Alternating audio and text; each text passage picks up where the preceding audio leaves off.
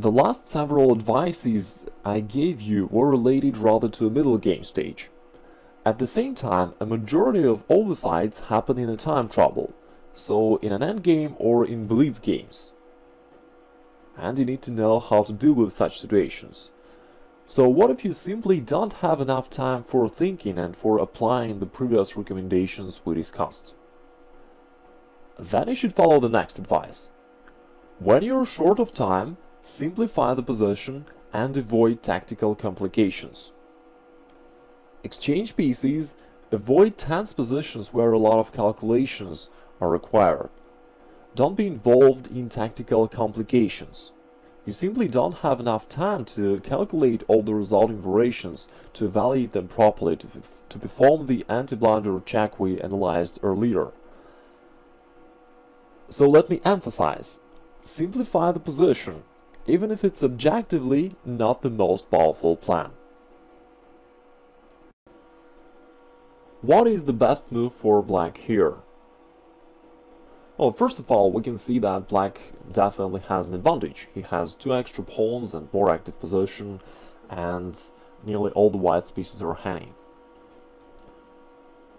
Still, black needs to detect the best move. Obviously, black can grab the rook, and it looks like the most powerful idea. The computer suggests an unbelievable knight d6 move. It makes sense. After c takes and queen takes c2, the queen will be protecting the rook. That's the point. And also knight d6 opens the 4th rank for the queen and covers the f5 square for the moment. So maybe knight d6 objectively is the most powerful solution. Okay, so how do you think? How should black play here? Queen to take c2, knight to d6. Well, let me also mention that at this point black was in a time trouble. It's my game, so I know it. And in such situations, when you're tight in time, going into the lines like queen to c2 is wrong, because there you need to calculate a lot of the variations like queen to f5, white tries to give a perpetual check, so maybe black should go king to h6, white will go bishop c1, and this is a complicated tactical position, and when you're tight in time it's easy to overlook something. A lot of well-played games have ended with an annoying loss because of a sudden oversight in one of such tricky variations. That's why when you're tight in time it would be wrong to go onto the line like this. So let's go back. In the actual game, instead of choosing one of the aggressive possibilities, black played queen to c6. It avoids any tactical complications, it favors exchange, and it makes all the black pieces protected. Now all the black pieces are protecting each other.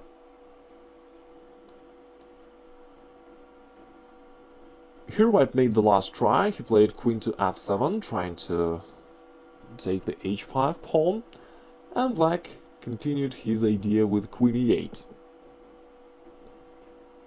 offering either an exchange of the queens or white has to go back.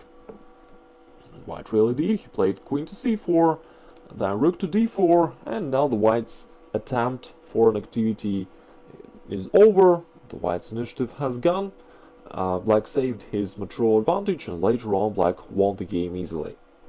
So this is a correct practical approach. When you're tight in time, choose simple moves, avoid tactical complications, and try to make a position where all your pieces will be protecting each other. So far we've been talking about the process of playing. Let me also give you a hint for your training. Solve tactical puzzles looking at the board from the other side. For example, if it's white's turn in this tactical position, you should flip the board and look at the position from the black side. This is a very effective training technique that develops your habit of thinking about your opponent's plans carefully. This training will help you to discover opponent's threats during your real games. During this lesson, I gave you some recommendations of how to think during a game. Of course, it's not enough to be aware of these rules. You need to be able to apply them. You need to have an appropriate skill, a habit of thinking in this way. And before you can get this habit, you need to train it. While solving tactical puzzles from the other side, you develop this habit exactly. You develop the habit of thinking about your opponent's plans and ideas carefully. Don't underestimate the power of this advice. This is very good. I've tested it with a lot of my students and it brought great results always. Let's give it a try right now. In this tactical drill, it's black's turn, so we should look at a position from the white side. Now please find a solution. You may pause the video, find the best move, and after that you will resume the video and we'll discuss your solution. Please do it now.